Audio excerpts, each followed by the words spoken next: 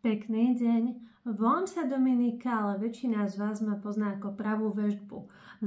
Založila som tento nový kanál Domy a nehnuteľnosti, aby som vám pomohla primanifestovať si tú nehnuteľnosť, po ktorej túžite, alebo vám aj pomohla kúpiť si takú nehnuteľnosť, poprípade mať investičnú nehnuteľnosť.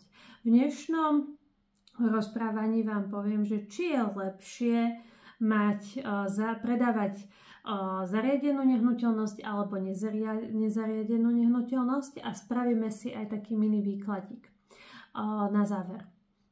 Čo by som ja vám odporúčala ako veštica alebo taký ten človek zaoberajúci sa energiami je posúďte priestor, ktorý predávate.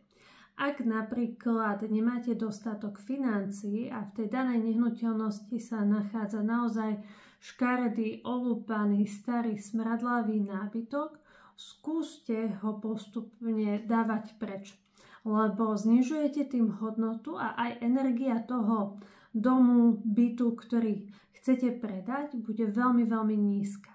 To potom spôsobí, že to pôjde oveľa ťažšie alebo že budete predávať pod cenu. Keď máte pekný nábytok, je veľmi dôležité, aby ste ho všetok vyumývali, aby to prostredie bolo čisté. Je to výhoda, keď máte pekný nábytok kvôli tomu, že aj ten kupujúci si vie predstaviť, ako v tej nehnuteľnosti bude to rozmiestnenie nábytku, koľko sa to tam zmestí a tak. Takže môj tip, keď tam máte nábytok, naozaj vyháčte debilinky, to, čo nikto nechce a ten nábytok, ktorý tam máte, vyumývajte, prevetrajte tú miestnosť, aby ste si tam privolali dobrých podnájomníkov alebo dobrých nákupcov alebo takú tú pohodu, ktorú si chcete privolať tým predajom. Lebo veľakrát som mala klientky, ktoré chceli predať nehnuteľnosť, ale nakoniec zistili, že by tam niekto chcel ísť do podnájmu a takto majú pasívny príjem. Veľakrát sa mi stalo, že tá nehnuteľnosť sa veľmi ľahko predala, keď sa tam spravili drobné zmeny, ale niektorý nábytok jednoducho vysiela tú negatívnu energiu a preto je dobré sa ho buď zbaviť, alebo ho očistiť. Najlepšie na také očistenie toho nábytku je octová voda, že ocot zriedite s vodou v pomere 1:1. Ak môžete, že máte nehnuteľnosť, ktorá je vyprataná a máte buď dosť času, alebo chcete navýšiť jej hodnotu, ja by som vám odporúčala vymalovať, lebo steny zadržiavajú veľmi veľa negatívnej energie.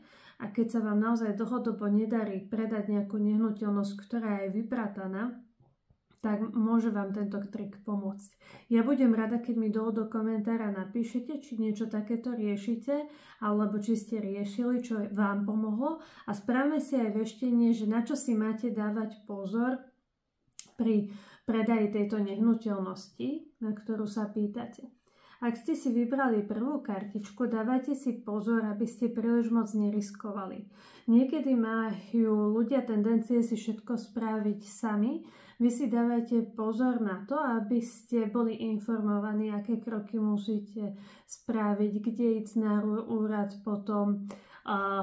Keď sa mi táto kartička objavuje, tak je aj dobré tomuto človeku odporučiť realitného makléra, aj keď si vraví, že toto nebude fungovať, že zase budem vyhadzovať peniažky, lebo vidím tu nejaké riziko, ktoré vás tam čaká.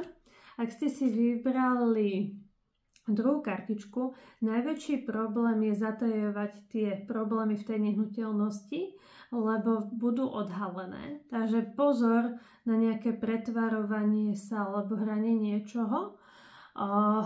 Môže sa vám to veľmi vypomstiť. Ak ste si vybrali tretiu kartičku, dávajte si pozor, aby ste sa až príliš moc nesnažili, nevnúcovali, lebo to potom má tiež taký negatívny efekt. Dajte tým kupujúcim aj priestor, nesnažte sa ich nejako manipulovať, aby tam prišiel ten človek, ktorý má.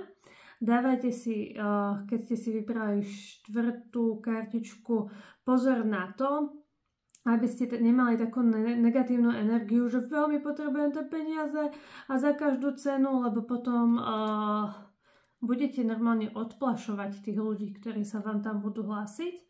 A vy, ktorí máte 5. kartičku, pozor, že môžete tam mať viacerých záujemcov, ktorí nejakým spôsobom odmietnú, že povedia vám, že áno, chcem a potom si to rozmyslia. Neberte si to až tak osobne. Za každým veľkým úspechom je aj nejaké odmietnutie. Skúste pracovať so svojou energiou, lebo aj tá energia predajcu je veľmi dôležitá. Majte sa krásne a sa teším na vás na budúce.